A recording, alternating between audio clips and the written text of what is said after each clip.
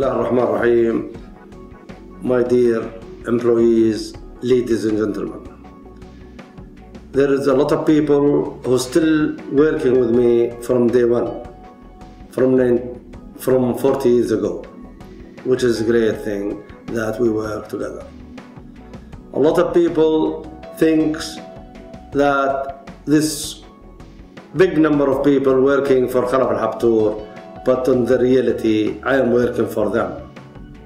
Because I'm worrying, thinking, sometimes sleepless, and thinking all the time how to create works to let all the family of these people enjoying their life in my country and overseas. This message is very important. We set up a hotline with a professional firm. We call it Al Nazaha. Al Nazaha, it means integrity, whereby everyone can report for fraud or anything negative which affect the success of our company. This reporting will be kept secret. No one will look at it at all, and the full protection except myself, after screening by the professional on that independent professional company, which is from the international firm. Please report any wrong, any unethical and fraud to this hotline. This will help us to success. Al Habtoor is one of the front runners in this service. We are one of the first companies to implement this service in this part of the world. Itisal Al Nazaha is basically a service which gives a channel, it's a multi-channel that it provides, where you can lodge any type of fraudulent complaints. By saying fraudulent, I want to emphasize on the fact that the complaint should be related to fraud, something unethical, something which is a wrongdoing, taking kickbacks, or some favoritism, some sort of racialism, some sort of harassment which the senior supervisors are doing. These type of things, please come and you can lodge a complaint over here. The best part of this service is that in this service you are anonymous. If I complain against my bosses, then in that case there will be a chances of retaliation. Maybe he or she will take a revenge against me. But if I give you a channel where you can come and lodge a complaint, where you need not have to disclose about yourself, then I believe everybody will be much more fearless. We have been doing this service for all our units like Damalies, Habtoor Hotels, Motors, and in the last couple of months we have included DNI here, which is our insurance wing, into the service. Once you lodge a complaint, the complaint is purely handled by an external company called KPMG. They have a filtering process, they have forensic experts within themselves.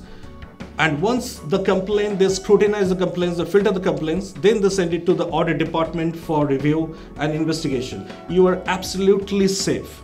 The management here is quite supportive in this, that if somebody in a loyal faith comes and helps the company, the full management is with them.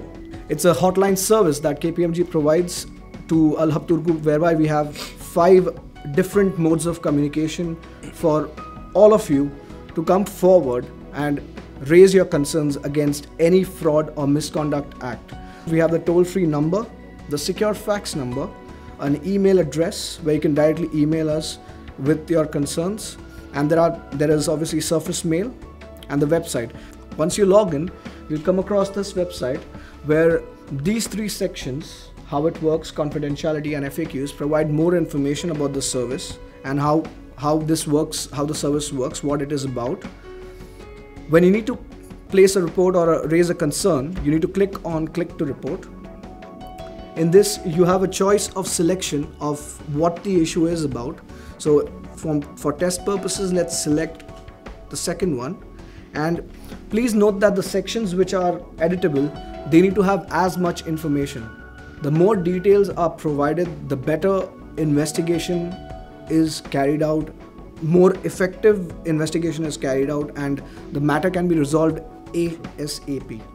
This is the framework under which the Itisal Al Nazaha operates, where obviously the caller makes the report through the different channels.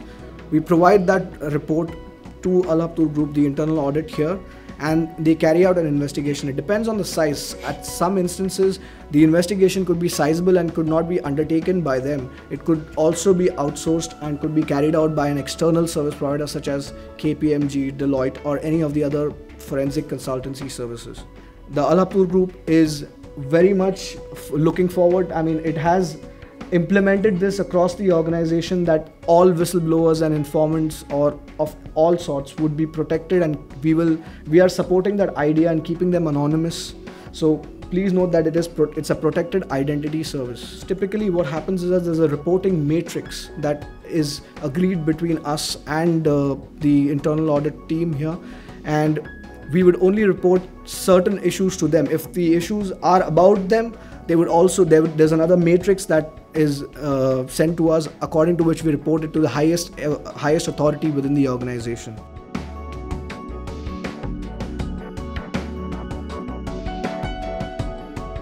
Our duty is to protect them in the future also, definitely, because these people are loyal to the company. They are coming up to help the company. So it is for us, for the management, to protect them, definitely. Our reports are actually issued to the internal audit, but the internal audit would obviously report them to the highest authority within the audit committee. It will go to that if that's the materiality of that issue. If there's something which is really substantial and material and which would affect the reputation and financially affect Al Habtoor Group, it will definitely go to the highest authority possible. So it all depends on the level or the substance behind that report, how much it is about. Sometimes it would be an HR issue, which would be just directly sent out to HR to get it resolved. And if needed, we can go to the judiciaries also. Like we can consult the legal consultants. Yes. We can go to CID, police if required. We've obviously spoken about the confidentiality aspects of Itisal Al Nazaha, the way we restrict the identity. We don't even provide it to Al Habtoor Group, anyone within Al Habtoor Group. We don't provide that information till the informant is comfortable to provide that. So it's all up to the informant's comfort. He or she doesn't need to provide us that information of who they are. The whistleblower or the informant or the complainer doesn't need to fear that there will be some retaliation about it. There are various safeguards to protect that individual from retaliation. Having an anti-fraud culture, which is the support from the management, and it's all set at the top. The tone is set at the top. I mean, that's what you need to start with. That's where you start with. It's a proactive measure, let's put it that way. It's a proactive measure to prevent fraud from happening or such instances. It's a detective mechanism as well, which allows you on real time whether there's an issue and that can be resolved, and gives you forecast as to how to prevent such issues in future. So I think overall that's the moral behind having this tool or this mechanism within an organization. The management here is very much with the service, and they highly appreciate and look forward for people to come and complain on major issues.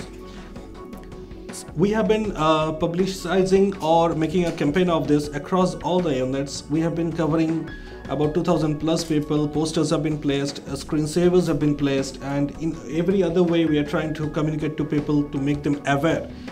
Hey guys, there is a system, please come and complain, you are safe, there are multiple channels, there is no fear of retaliation, and you are absolutely anonymous.